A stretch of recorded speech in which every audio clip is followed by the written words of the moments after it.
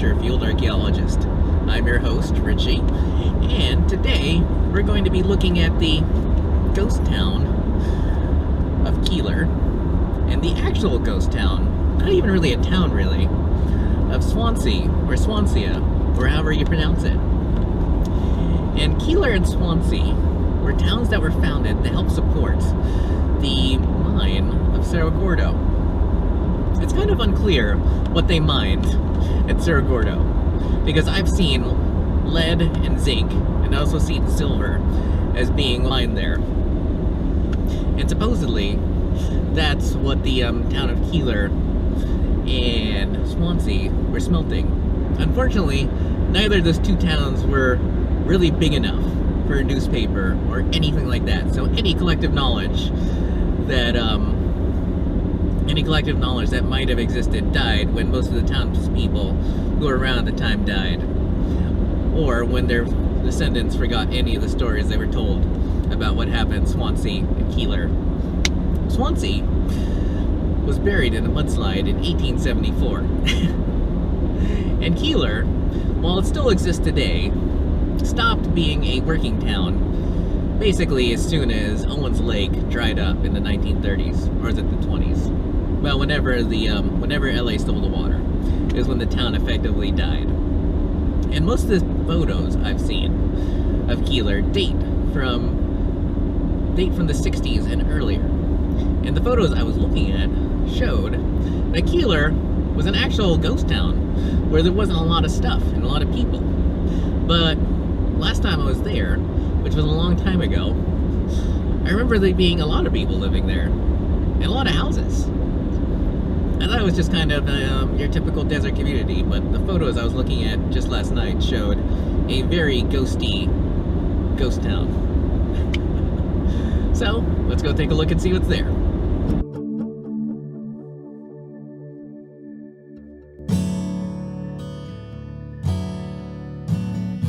So let's start with a basic drive-through town and see if there's anything that catches our eye. Not just catches our eye, but something we can actually walk to without without violating anyone's property rights. The first thing to note is if you look around as we're driving around, a lot of these buildings, a lot of this construction definitely dates to the post-war period. And I imagine that anything that was here from its old ghost town days is probably hanging in someone's living room or decorating someone's shelves somewhere.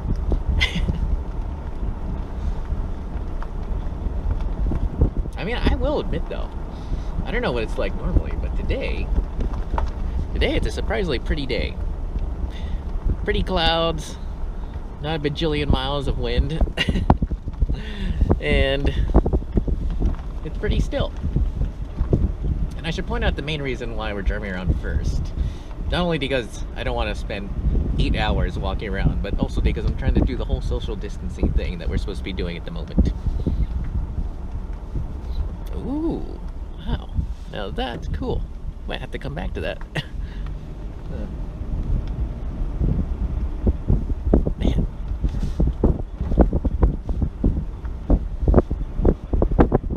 Yeah, almost every building I'm seeing is post-war. Some of it is your usual double-wide trailer stuff. Some of it looks home-built. I mean, there's actual power utilities here. So obviously they consider this a real town of one sort or another. Yeah, there are very few buildings I see that would even look like something out of the 1870s.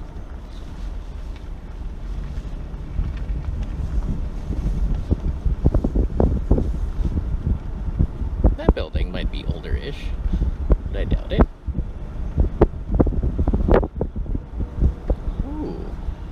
Now this is cool. Huh. Keeler Fire Department. Huh. Cool. Huh.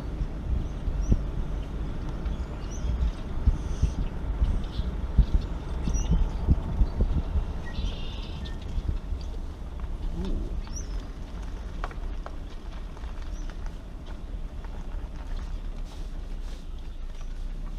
Now this vehicle I don't know what it is, but it's definitely one of the independents.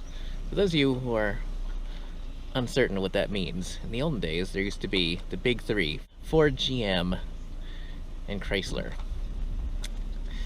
And then every other manufacturer, such as Studebaker, Nash, Hudson, etc., were all called independents. Now, this is a really cool place, actually. This place might actually be genuinely vintage. Cool.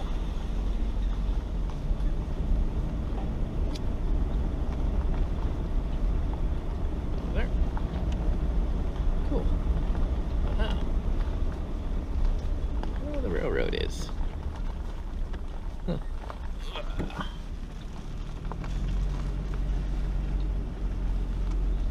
Now that looks like a building made entirely out of railroad ties. Huh. Oh, interesting. So this town is actually considered big enough for an actual post office. Huh.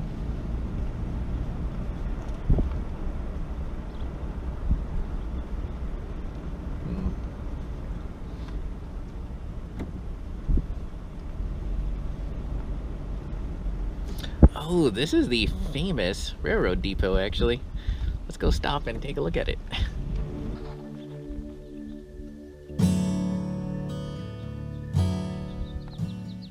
So this is cool.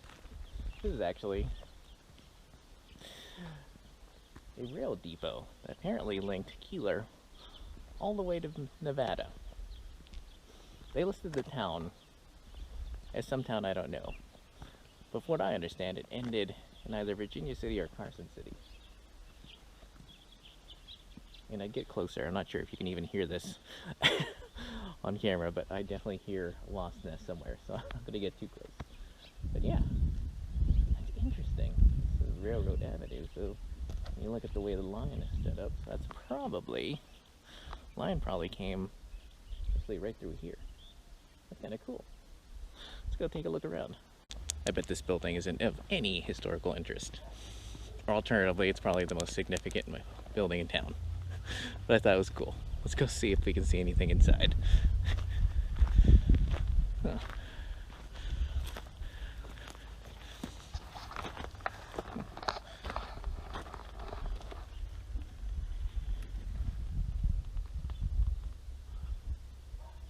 Funky.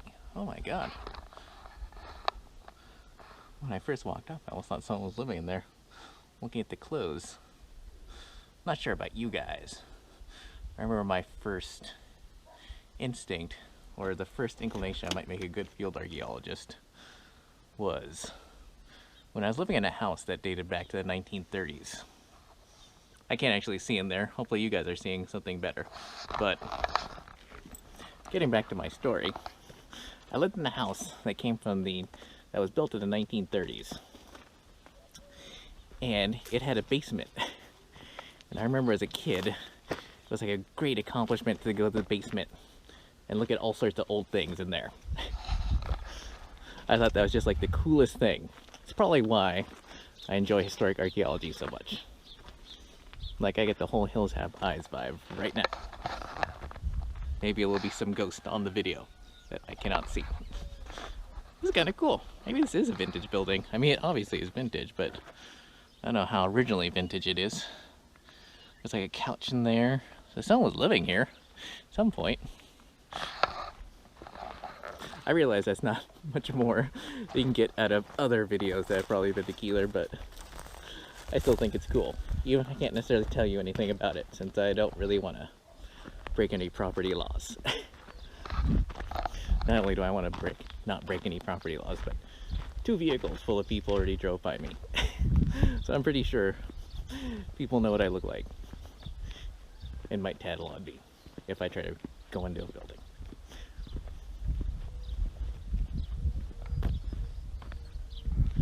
God, look, it's like literally the calm before the storm. Not even joking.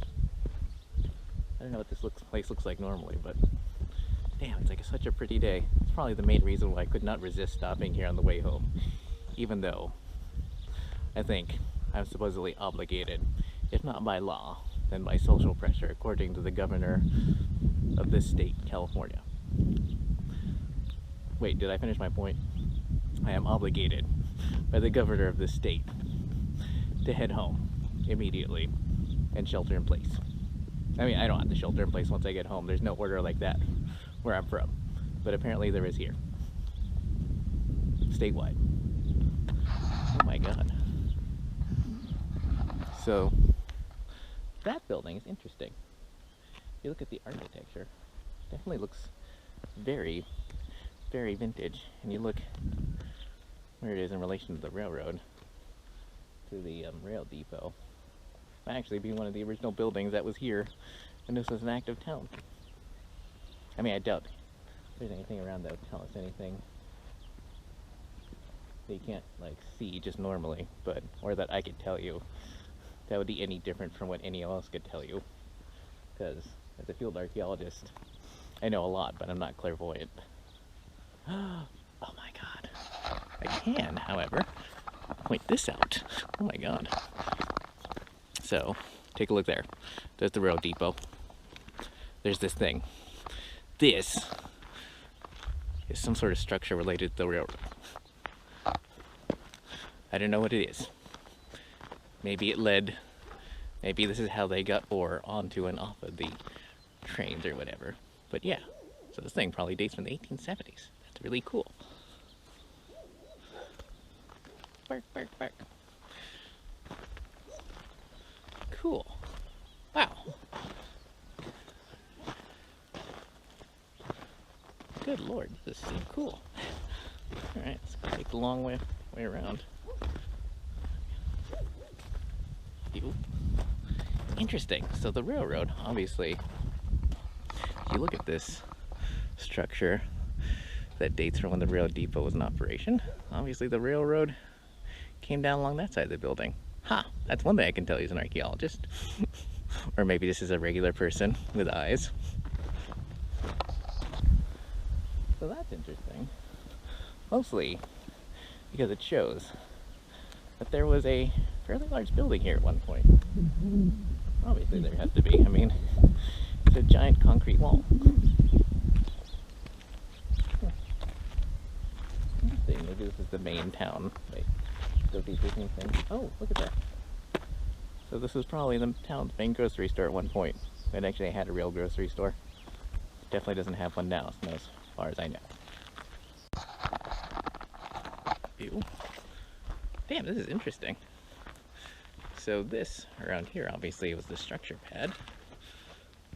And then there was clearly a basement. Some fridges. Huh, interesting. Maybe some interior walls. I don't even think this was formally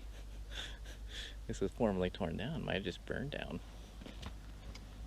That, in case you're curious, is the remains of a fridge.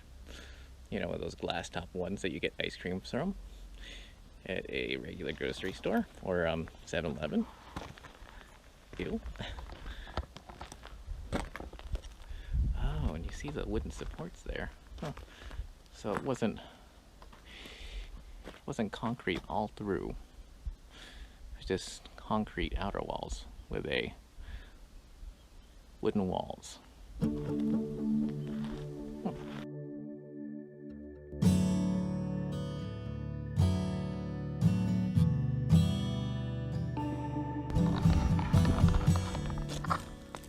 All right. So before we get to Swansea, at least I hope before we get to Swansea, I don't know, there's no sign here that says Swansea, so I assume it's not Swansea, but let's take a little side trip. Here's a little wall. Maybe it was built in the 1870s. Maybe it was built 20 years ago. But let's go take a look, because there is a point to this. So hopefully some of you who watched the other episodes have noticed that I've said before, the main reason to leave artifacts in a site is so that we can tell if it's a site or not. And looking around, I mean, sometimes, like in Peru, you can tell an ancient Inca structure from modern construction. Therefore, you don't necessarily need corroborating artifacts to be able to tell if something is old or not. But you look at this, it's built out of local stone. I mean, I assume it's local stone. And it's been picked clean of artifacts mostly. At least I think it's been picked clean of artifacts. I'm not really seeing the usual sorts of stuff I'd normally see. But without artifacts, there's literally no way to tell when this was made, or by whom, or for what purpose. So, again, my PSA of the week. Don't pick up artifacts, because otherwise archaeologists can't tell if something's old or not. And neither can most people, I would hope. Unless they're clairvoyant or something, or time travelers.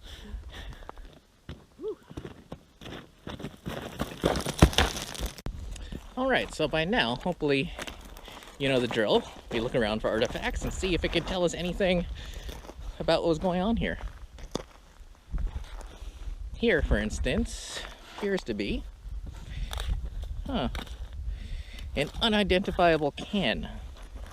Although, it does have what we call,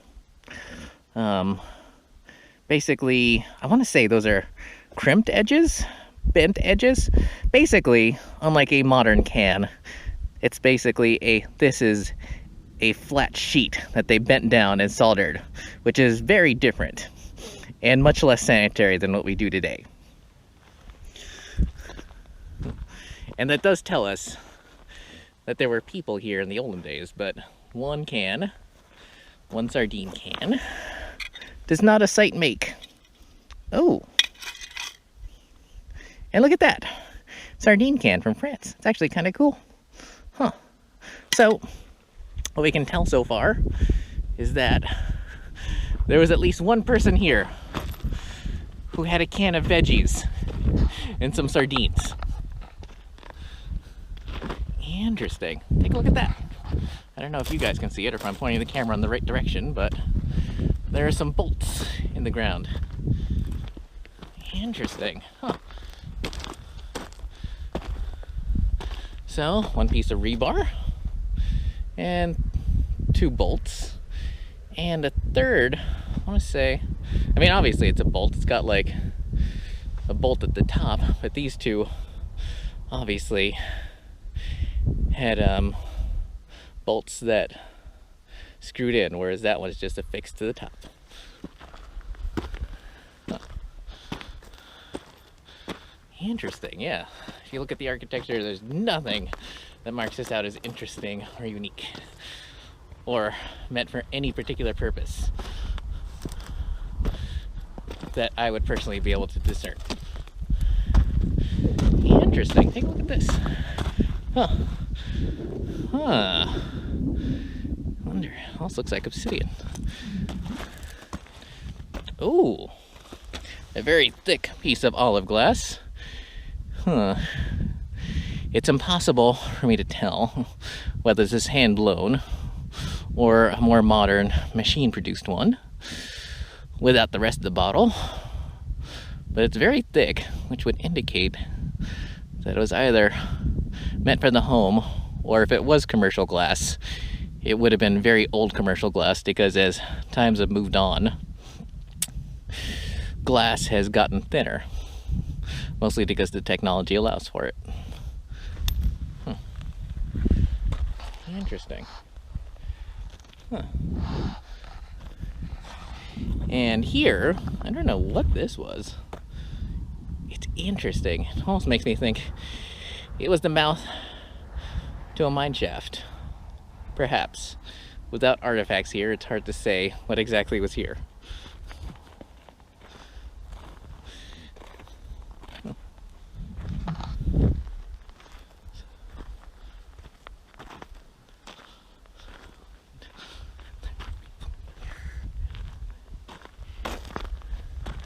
Ah, another piece of an old can. Ah, aha, and a modern hearth.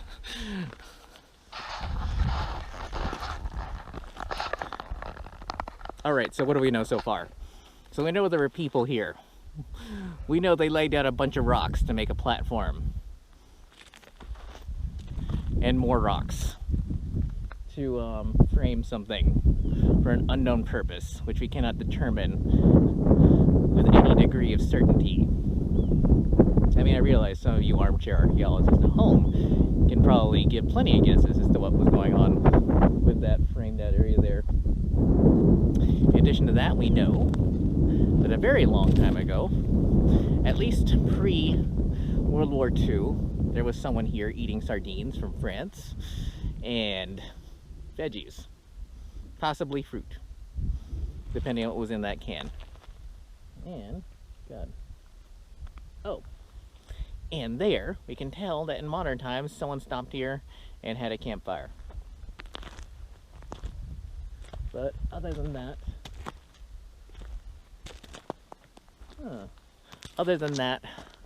there's really not a lot this area can tell us, since there are no more artifacts here. And it's been pretty much picked clean, which is what I thought when I pulled over. But being an archaeologist, I just had to stop and take a look just to double check, just to make sure that there was nothing here, and that there was absolutely nothing I could tell you other than a few obvious bits and bobs. Damn, this is the part where I should have thrown in the PSA about not taking artifacts, because then archaeologists can't tell what's happening at site and parts of history will therefore be lost. But I'm throwing it in now, twice in this video. So, look at that. That is the second bolt we have seen.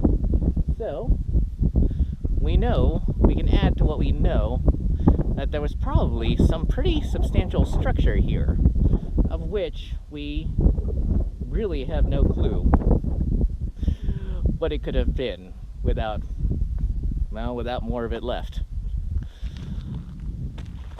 Interesting. Although, we know that this area was heavily mined. Although I don't know when the mining stopped. That would probably give us a good point for which to date this site in terms of the latest it could have been here and operating.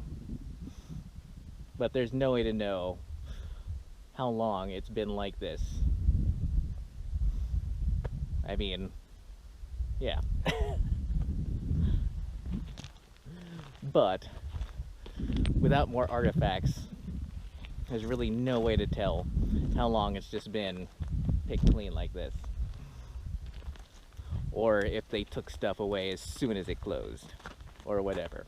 Maybe that is what happened. Maybe they just took stuff away as soon as it closed, and that's it. Now I'm just making stuff up. Damn it.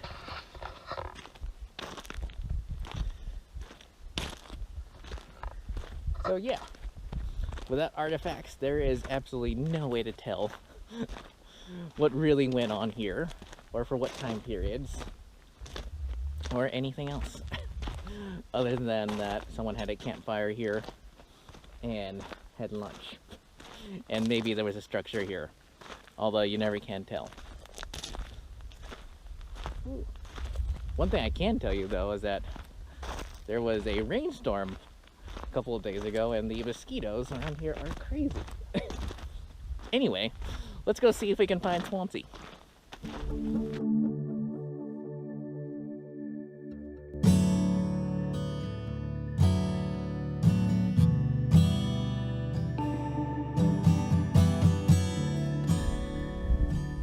So this, what I'm standing in right now, is what is left of Swansea, or Swansea. And Swansea was hit by two terrible disasters. In 1872, it was struck by an earthquake. I mean, this is California after all. And then 2 years later, a giant mudslide came down from that wall and buried the town. And Swansea, like Keeler, was a railroad stop and had a wharf where steamships would take silver, lead, zinc, or whatever ore Cerro Gordo was mining and ship it across Owens Lake to be shipped to Los Angeles. And according to the sign I just read, this town was founded in 1870, so this town literally existed for 4 years before it was buried, and then everything switched over to Keeler. But let's look around and see what we can find. Now it goes without saying that there are lots of modern things here, like those buildings and those buildings, but let's go see if we can find anything that's left from 1872.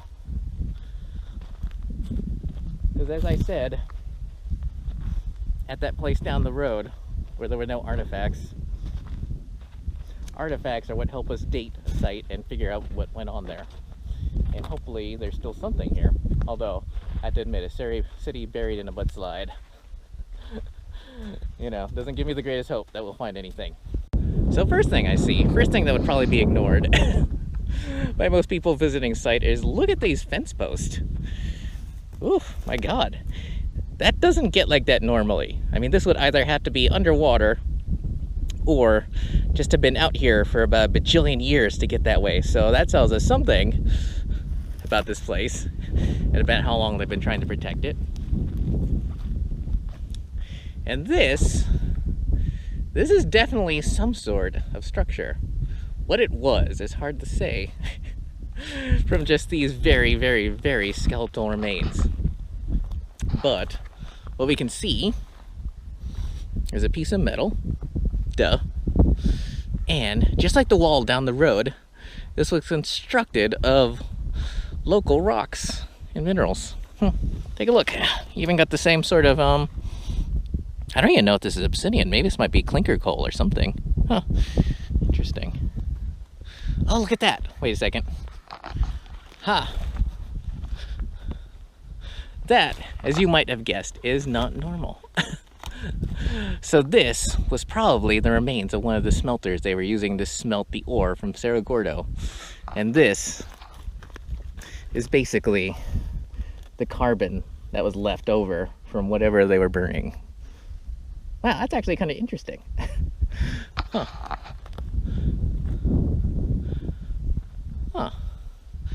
Yeah, I guess we have exactly one corner left to tell us a little something about when it went on here. Huh. And there's stuff over there, but before we do that, let's go look over the dunes and see if there's anything over there.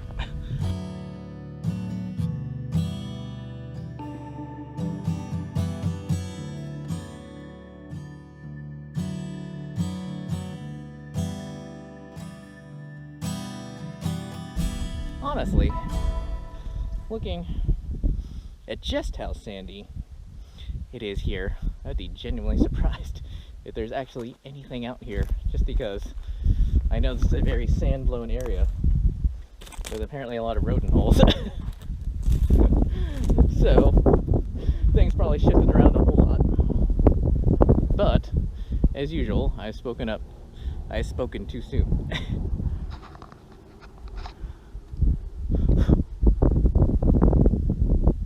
I don't know what this used to be, but it's very sandblasted.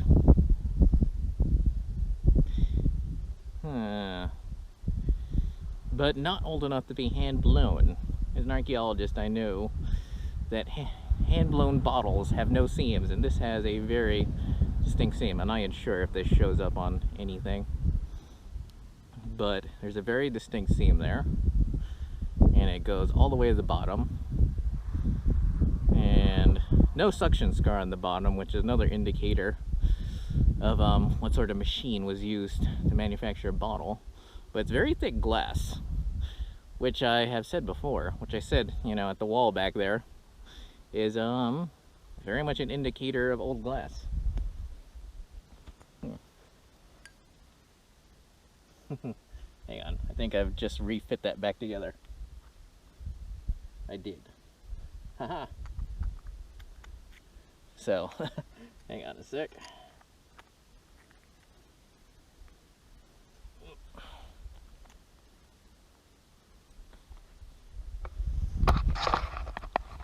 So, R and Company. Not a clue what that means. But it's cool that I was able to fit that back together. Oh, look at that. That might actually be a brick. And indeed it is. Huh. From where? I don't know. Because it's very hard to know. It's very hard to be able to tell a brick's origin unless it's a brick stamped with a manufacturer's seal or mark. But I can tell that there was a can here that disintegrated years ago. Wow, I'm actually finding more stuff than I had originally anticipated. Maybe it might be worth it to keep walking. Interesting, it's more pieces of that bottle I was just talking about.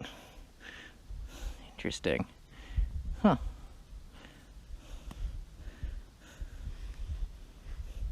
And the crazy thing is that this may have been colorless, or it may be solarized, which means that it changed color from what it started out from, but it's been so sandblasted, it's hard to know. Oh, look, it's another base. Oh, so this is a different bottle. Oh, so it wasn't RC, it was BG. Wait, BC? Huh. Well, whatever. So there were two of this sorts of this bottle out here. Interesting. Huh. So I could be out here all day looking for stuff, but I feel like you guys have suffered enough with me today. Let's go look at the fun stuff. I don't know if this qualifies as fun. It certainly qualifies as fun for me, as sort of historic archaeologist and someone who is kind of a car nut, or basically a vehicle nut in general. Anything nut. These are super cool things. I don't even know what they are. So first thing I can tell about this, it's old. I know, that's not exactly the most useful thing. But if you're an aspiring field archaeologist, or maybe you don't know a lot about cars, what I can tell you is that it is a 6-cylinder engine. Mostly because it has 6 spots for spark plugs. And the main way I know that is because there's still a few spark plugs in them.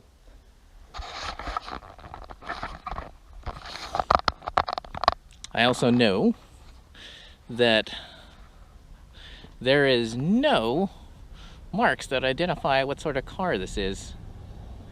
Most modern cars have their logo or brand name scattered all over their parts and cars, but definitely not this one. I can tell, however, that this had a really funky suspension system. I mean, it has a solid front axle there, which is typical for the era this is from. But take a look at this. These are sort of incredibly primitive lever arm dampers. Today we have shocks and struts, which are little tubes filled with oil that basically dampen the shocks that come from the road. This one, by contrast, used friction and a belt. Literally had a belt. And it seems to have basically acted as a shock absorber that way, which I can't imagine was either very effective or would last very long. My God. Wow, now that's primitive as crap. I can also tell that this is a Flathead engine. Look it up on Google if you don't know what a Flathead engine is. And as with most Flathead engines, it was cast as one piece, the cylinder head and the block. And that there is just the valve cover. It was also a manual transmission. Had disc wheels. Huh. And just looking at it, my God. Does it have... And it predates, it looks like it... I can't really tell, but it almost looks like it predates hydraulic brakes, possibly. So, this definitely predates the 40s and the 30s. I mean, look at that thing. These went out of style pretty early on in the development of the car. So basically, by the 30s, these would have been seen as, these would have been started phasing out. Interesting. All right, let's move on to the next cool thing. Well, sort of cool thing. Ah.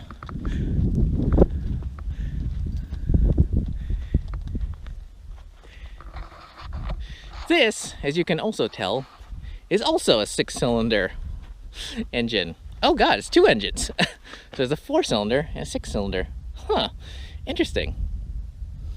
I don't know what the heck this thing was. Possibly a pump? A sprayer of some sort?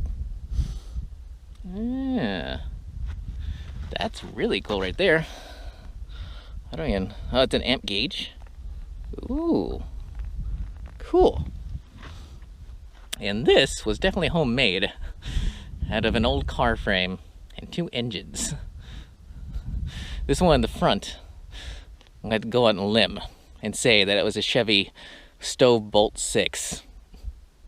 I'm probably wrong about that, and someone's going to correct me in the comments, but that's just my offhand interpretation. This little thing, I don't even know where it'd be from. Wow, this thing's really buried in here. Huh. Cool. Why these were left here, I don't know. Perhaps they were contemporaneous with that thing. So that thing was hauling this thing, and then they both broke down in here, and they left them here. This may remind you of a grave. But in my experience in Nevada, if you find a mound of rocks like this and a 4x4 post, it's usually a claim marker. Just a little hint for future field archaeologists. So as with the wall structure down yonder, literally just down, not even 2 minutes down the road, this building appears to have been made out of local materials to no particular architectural style. Therefore, it's kind of hard to date. I mean, I'm going to assume that it might have been from the 1870s, but there's really no way to tell that without artifacts. I mean, the construction would lead me to believe that this might be contemporary with the 1870s, and everything I saw on Google, or on everything I looked up on Google, indicated that this was one of the original buildings, or at least this is what everyone took a photo of when they stopped here at Swansea. But yeah, it is interesting. Apparently, we can tell that this building was mostly made out of local stone, and that there was a wood roof here at one point, but apparently it's been knocked down either by time or by vandals.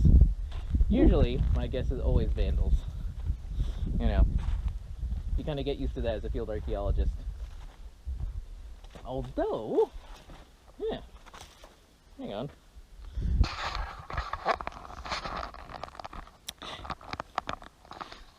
So nails are always useful to dating a structure. The second most useful thing is wood dimensions. For instance, most people will not realize it, but a 4x4 and a 2x4 are not actually truly 2 inches by 4 inches and 4 inches by 4 inches. And wire nails are a relatively recent introduction, so I know at the very least that even if the stone structure here dates from the 1870s, these wood boards definitely do not. They are much, much, much newer. And if you look in there, this even had a wood plank floor, so this is pretty fancy. Yeah. So either someone repurposed this old building, or someone took a lot of the local rocks and just built themselves a homestead sometime in the 20th century, just judging by the nails and the dimensional number. Ha! Something only a field archaeologist could tell you. No, not really, but yeah. Well, that is the towns of Swansea and Keeler for you. And a random stop in between them. Literally in between them. Let's go over what we learned. In Keeler, we learned that it was a ghost town until at some point, suddenly a lot of people decided it was a good idea to buy property there and build homes. And judging by what I saw, this mostly occurred post-World War II. And might even continue to today, because there were certainly buildings that seemed a lot newer than some of the others. At the second stop we made, we learned that without artifacts, there is no way to figure out what was going on in a place and what happened there. Those are the same things, aren't they? Well, you get the point. Basically, that was my PSA stop for you to not take artifacts. Because the only thing I could tell you about that area was that someone was eating sardines from France and fruits or veggies. And recently someone stopped there and built themselves a campfire. Here at Swansea, by contrast, we could tell quite a bit. I mean, not as much as, not as much as we could have without the aid of background research, namely Wikipedia. So we were able to find the remains of the kiln. I would not necessarily have known what was being smelted in there, but it was pretty easy to tell that that was a kiln. We know that someone drove an old car here in the 1930s or 20s at the earliest, and maybe much later. I mean, cars have a very long life. We can tell that someone out here was drinking bottles of something a long time ago, and we can tell that there's a stone building here that is either from the 1870s or was built in the 20th century, but difficult to tell anything beyond that. Oh, ha! And we found a stone building here that was either built in the 1870s and then repurposed later, or alternatively it was just built in the 20th century by someone who decided this would make a really good place to build a homestead. I mean, it's kind of nice looking now, but I understand this place kind of get nasty, so yeah, I don't know why anyone would build a building here, but whatever. There are people living in Keeler, and why the heck would they live there? Anyway, hopefully that was entertaining and useful. If it was, don't forget to like, share, and subscribe. And until next time, current, future, or former archaeologist, have a good day.